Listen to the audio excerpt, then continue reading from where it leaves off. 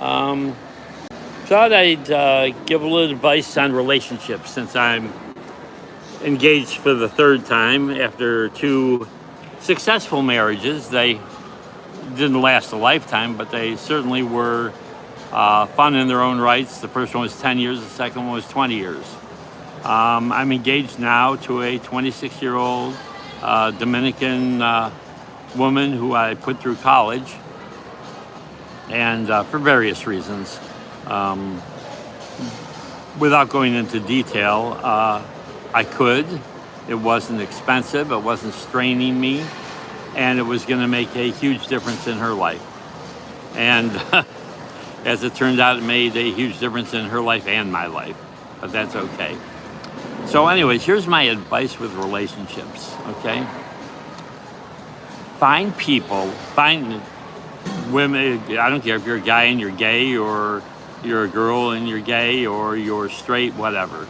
Um, Find people that you can interact with, and pick out a couple of people you can help. Not because you want them to marry you, not because you have designs on them, not because of anything, but out of the goodness of your heart. Find a couple of people that have it worse off than you. Try not to find people that have been totally wrecked and damaged, okay? If you find somebody that's wrecked and damaged, help them with what you can, but don't get too close to their circle, because their circle is bound to be gathered with people that also have a lot of problems.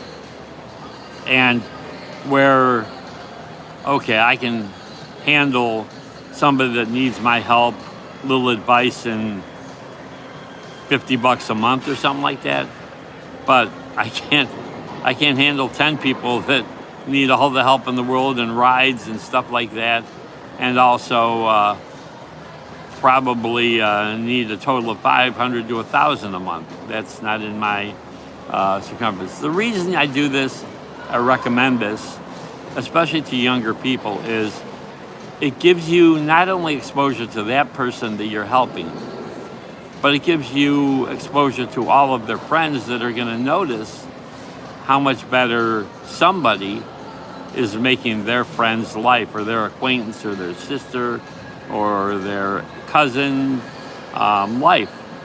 And it puts you in a positive light for those people, their bigger circle of contacts that may actually be looking for somebody like you to experience a relationship with. I'm going to tell you this. All relationships have an expiration date. Just like all cryptocurrencies and all national currencies have an expiration date. What I mean by that is, in a relationship, he leaves or she leaves, or he dies or she dies. It's going to end. It's going to end poorly. Okay? So don't worry about the end. Worry about the day you're in with that person. Okay? If you truly love somebody, treat them so well that they won't want to leave. Okay? Treat them the way that you want to be treated. If you want to meet somebody, I highly recommend one site and only one site. That's Facebook. Why Facebook? Well, because it's where I met my fiance.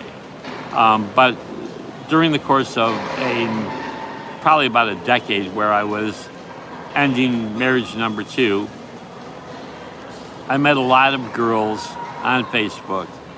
And the reason that I like Facebook is immediately you can look at somebody's history, posting history, back years.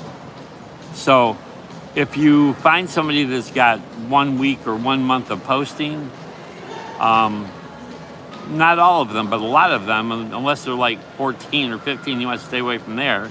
But if they're 18 to 24, 25, it's probably a scam, because all 18 to 25-year-olds have known about Facebook for half a decade or a decade. And you should be able to go back and look in their daily or weekly postings and see who they are, how they interact with friends, how they interact with work associates, how they interact with family. If you end up wanting to marry somebody, it's great to know how their relationship is with their brother, their sister, their mom, their dad, their grandma, their grandpa. My fiance, her relationship with her family and her close friends is outstanding. She's an impeccable human being. That's all I can say. No, I noticed her for her beauty. But the bottom line is the girl that I'm going to marry, the girl I'm engaged to, is just one of the best human beings in the world. I'd rank her right up there with my daughter, and my daughter is a saint. Okay, not quite a saint, but damn close, okay? So anyways, take the time to get to know, okay, a number of people. Find a person or two that $20 means the same to them as $200 means to you. And then send them $20. I mean it. And when they ask what's it for, say it's because you can do more with this $20 than I can. You can get more joy out of this $20 than I can and will. And as a result, I'll get more than $20 of joy out of it watching you spend it, watching you help somebody else, watching you uplift your own life. It's great to do in countries that aren't as well off as the United States. It's great to do with countries where the minimum wage is $1 instead of $20, basically.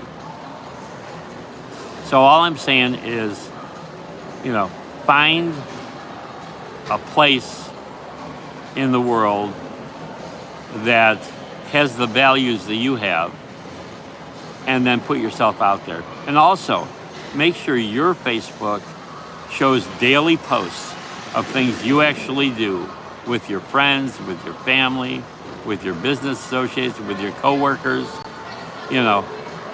Take 10 minutes a day and let people know who you are. You deserve that, and they deserve that. That's all I'm going to say. You have a great day now. And Alexander, I hope